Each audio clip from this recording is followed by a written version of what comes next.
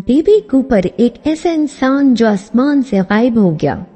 लाखों कोशिश के बावजूद भी FBI इसको ढूंढ न पाई, और ढूंढना तो दूर की बात है, इसके बारे में कोई मालूमात भी ना कर पाई।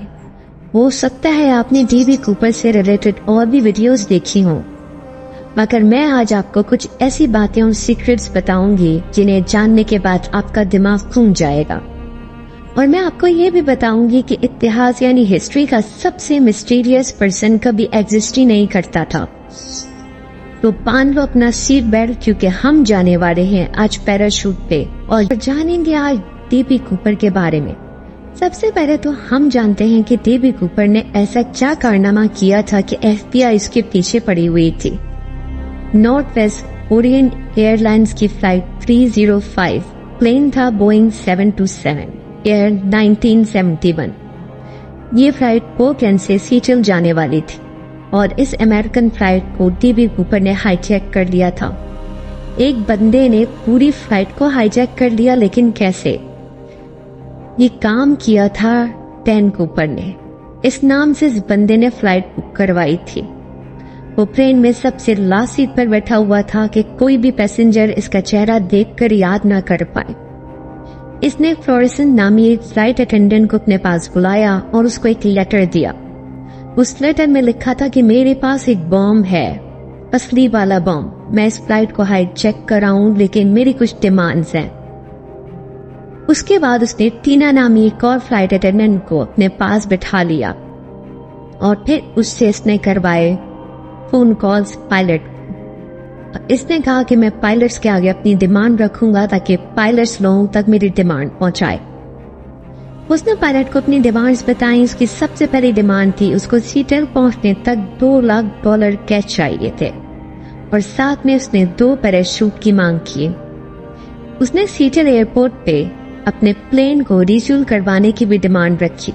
फिर उसके बाद सीटल एयरपोर्ट पर सारे पैसेंजर्स उतर गए, क्रू मेंबर्स भी उतर गए सिवाय पिया नामी एक फ्लाइट अटेंडेंट और पायलट। ये 2 लोग रुके उस फ्लाइट में। ये डैन को दे दिए गए $2 लाख, 2 पैराशूट्स और प्लेन में फ्यूल भी डलवा दिया गया। और ये सब होने के बाद प्लेन ने फिर से टेक ऑफ कर लिया। फिर उसके बाद प्लेन ने टेक ऑफ किया। अमेरिका की हिस्ट्री में ये पहला हाईजैक केस था। डैन ने बोला पायलट को कि प्लेन को मैक्सिको ले चलो। पायलट ने बताया इसमें फ्यूल कम है। फिर ये डिसाइड हुआ कि रेनो एयरपोर्ट पर ये लोग उतरेंगे और दोबारा से फ्यूल डलवाया जाएगा। 2 जेट प्लेन्स भी इस प्लेन का पीछा कर रहे थे, मगर जब ये लोग एयरपोर्ट पर पहुंचे तो ना डैन कूपर मिला, ना उसका कोई बैग मिला, ना वो बॉम्ब मिला। बस खाली एक पैराशूट मिला, और एक पैराशूट से डैन कूपर ऑलरेडी उतर चुका था और उसने इमरजेंसी का गेट खोल लिया था प्लेन का। ये बताती चलूं, पहले अमेरिका के सिक्योरिटी सिस्टम इतना अच्छा नहीं था, इतना चेक एंड बैलेंस नहीं था। इसकी वजह से किसी भी CCTV कैमरा में या कहीं पे भी इसकी पिक्चर या वीडियो रिकॉर्ड नहीं हो पाई। उसके बाद इसकी आइडेंटिटी कभी नहीं पता चल सका कि आखिर ये कौन था।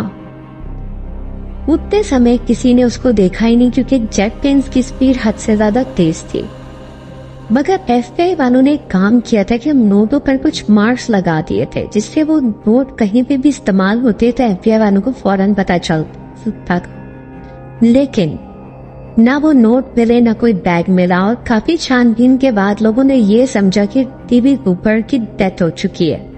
मगर कुछ अर्से बाद ही एक बीच पर से वो नोट मिले जिसमें मार्किंग की गई थी, और ये केस क्लोज हो चुका था, क्योंकि अब लोग समझ रहे थे कि डीबी कूपर इन लोगों के हाथों से निकल चुका है। वो वाकई जिंदा था, लेकिन उसने उन नोटों का इस्तेमाल नहीं किया था, क्योंकि उसने जब नोट चेक किए तो उसमें ऑलरेडी मार्किंग हुई भी थी। वो इस्तेमाल करता तो पकड़ा जाता।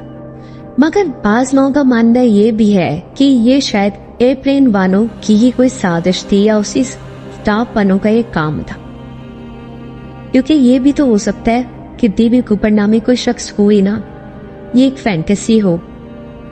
और उसके बाद जब इन्वेस्टिगेशन हुई और जैसे जैसे लोग तह में जाते रहे, तो लोगों को डाउट होना शुरू हो गया कि डीबी कूपर शायद एग्जिस्ट ही नहीं करता, ये अंदर ही अंदर किसी की चाल थी। और इन नोटों का बैग मार्किंग देखने के बाद पैराशूट के जरिए नीचे फेंक दिया गया था इमरजेंसी गेट से। अगर मेरी ये वीडियो पसंद आई हो तो मेरी वीडियो को लाइक कर दीजिएगा।